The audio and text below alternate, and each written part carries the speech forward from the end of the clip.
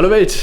Wir sind weiterhin auf den Spuren der ganz, ganz Großen unterwegs und jetzt wird es historisch, denn wir gehen ins Computermuseum hier in San Jose. Kommt mit!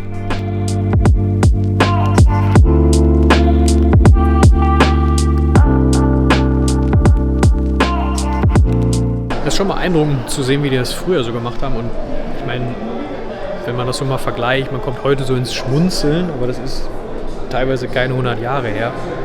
Die Maschinen, die hier stehen und was die so gemacht haben und was die automatisiert haben. Also die Sprünge, die wir seitdem machen, sind schon echt krass. Aber bei mir passiert hier nicht so viel. Das ist für mich irgendwie so ein bisschen zu weit weg. So Maschinenbau und Elektrotechnik und sowas, ich habe davon gar keine Ahnung. So 70er, 80er, 90er und so weiter. Also wo das so anfing, so Personal Computer, Apple und so, da fängt es dann bei mir an, wo ich mich sehr für interessiere. Fun Fact, die Rakete, die zum Mond geflogen ist, die hat nicht mal so viel Rechenleistung wie unsere Handys heute. Das Silicon Valley heißt übrigens so, weil hier früher, als das hier so angefangen hat, waren hier viele Prozessorhersteller und dafür brauchst du Silizium. Und Silizium heißt auf Englisch Silicon. Und deswegen ist es das Silicon Valley geworden. Da kann man auch immer abonnieren hier mit den ganzen Infos. Hier muss ich sagen, macht es jetzt richtig Spaß für mich, weil es nicht mehr so abstrakt ist, sondern das kennt man alles vielleicht auch aus seiner Kindheit, wo du so angefangen hast mit PCs. Apropos Kindheit, Toy Story kennen wir alle, war ja der erste voll animierte Film, den es jemals gab. Und das ist der PC, mit dem das gemacht wurde, mit dem das alles animiert wurde. Und auch das Gerät, was Steve Jobs eigentlich zum Milliardär gemacht hat. Weil, was auch viele nicht wissen, der hatte auch in Pixar seine Finger im Spiel. Okay, tatsächlich wurden wir gerade rausgeworfen, weil die jetzt zu haben, aber ich habe ihn noch gefunden. Hier steht er, der Apple II. Fuck, jetzt fängt das hier alles an mit diesen ganzen Personal Computern. Scheiße. Naja. Intel wollte ursprünglich nur Speicherchips bauen, doch erfand 1971 zufällig den ersten Mikroprozessor. Heute stecken ihre Chips in fast allen Geräten. Intel entwickelt auch maßgeblich das USB-Format, das wir täglich nutzen. Ihre Fabriken gehören zu den saubersten Orten der Welt. Die Luft ist dort 1000-fach reiner als in einem OP-Saal. Intel-Mitgründer Gordon Moore formulierte 1965 das berühmte Moore's Law, nachdem sich die Leistung von Computerchips etwa alle 2 Jahre verdoppelt. Eine Prognose, die bis heute zutrifft.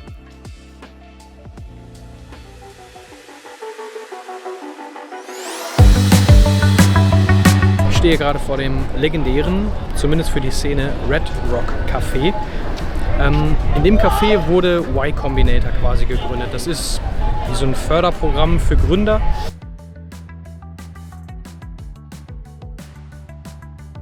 Ziemlich legendär, wie gesagt, in der Branche. Da wurde zum Beispiel sowas wie Twitter gegründet, Yahoo, ich meine auch OpenAI und so weiter. Also auf jeden Fall viele große Unternehmen, die man jetzt so kennt. Und hier müssen wir natürlich auch nochmal hin.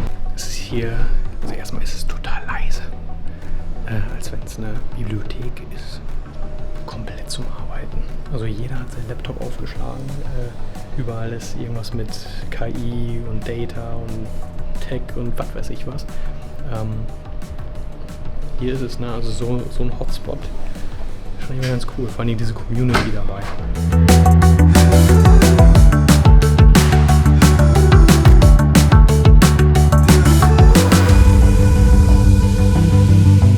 Vor kurzem waren wir noch spontan im Sculpture-Garden auf dem Stanford Campus unterwegs. Und dabei sind wir vor einer Skulptur stehen geblieben.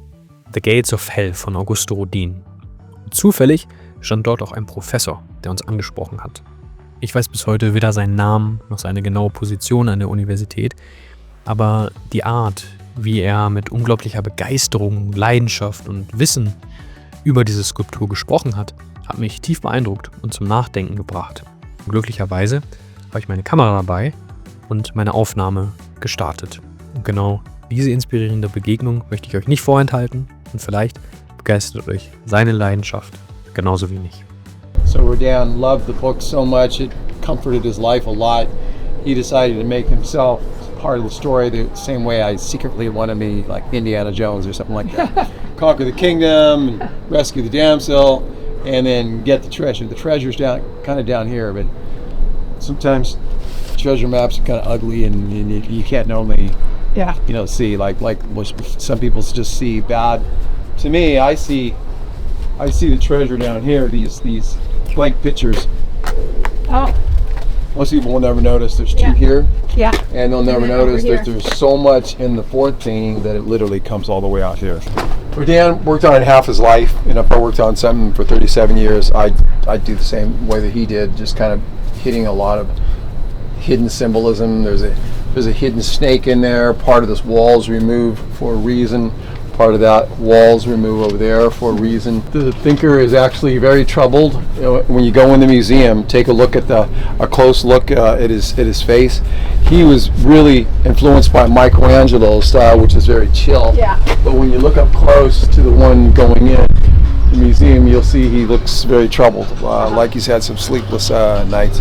Sometimes when you have a big dream, it could cause you to have a lot of worries, and you have to deal with snakes.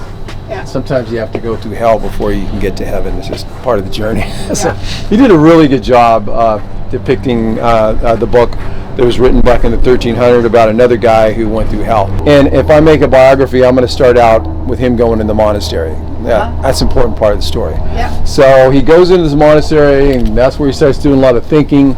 But the monks are very strict, and they come to him and they go, "We think you're an artist, not a monk." so then he got pissed. See what I mean? Sometimes it creaks when I talk about that. Yeah. And they'll probably do it again. Sometimes they look at me and I say, "Hey man, I don't know what that means. It means something." But I'm also a builder as well as a scientist. And I've never seen any metal as noisy as this. If they did this by accident, it's pretty amazing. How old is it now? This is number 5. There's only 8 of these in the world, and it was made in 81 and installed in 85. And they were told to look at the snake, and the story starts right here where the people are dying. So Rodin shows you where the snake's at. See what I mean? It's creaked twice. That's a good sign. So Rodin shows you where the snake's at. So it shows life and death right here. The wheel of time is actually being pushed back in. Most these people walking by here will never see the dead body. They'll never see the beginning of a new life. Yeah. Right there. So another important thing is these blank pictures. They're blank for a reason. He's a very detailed guy. Yeah. And he leaves these blank for a reason, because Stanford has a lot of dreamers. My picture stays the same. It never changes much. He knows what I'm talking about. I just want to live happily ever after, and something like a white picket fence. This is a simple life, Yeah. That's my dream. But I don't know anyone who doesn't want to be healthy and wealthy. Remember, he was in a monastery. I never been into a monastery. I would probably be freaked out. Maybe I would have done something like this too. But he takes you to a deeper level, if you can handle it, into more of the spiritual part of the story.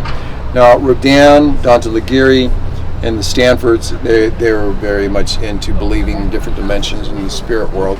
So this is where he shows you, but there's always big dreamers like Larry Page, Jensen Huang from NVIDIA. These people are part of the members of the alma mater of Billionaire Club. They were big dreamers.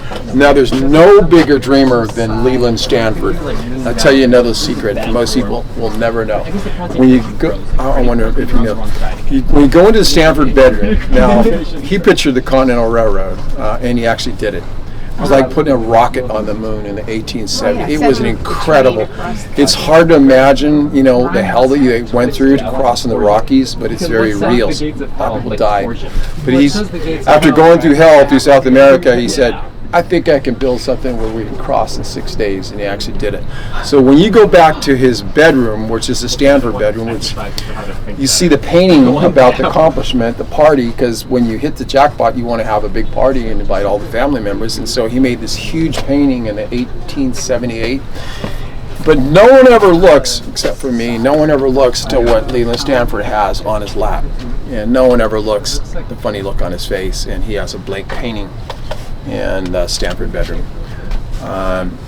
Now his mother, moms always know stuff now, man. His mom's like right behind him, and she has a funny look on her face as if she knows what's on the painting, but you can't tell what's on the painting. So kind of strange coincidences like that. Now Leland Stanford struggled. Well, Dan shows when you hit the jackpot, you have snakes and struggles to deal with. Leland Stanford, poor guy, he's very successful. Number one, he died young. Number two is, poor guy, he cooked the books and he didn't pay the government back. He's like, oh man, he's at the party going, God, do I got to pay him back? And his lawyers are there. He goes, guys, do I got to pay him back? And they say, well, you got us. And so the United States said, you don't understand. This is the Treasury of the United States. You got to pay us back. And he goes, I think I'm going to build Stanford instead. There he goes. A lot of students, they're glad that he chose that. But his poor wife, she was left here all by herself, fighting everyone, fighting the president, fighting the government. And she did something spiritual. She, as you know, Stanford came from a dream. They actually saw their son in a multi-verse dream. And it's part of Stanford history. But she also went and meditated and prayed.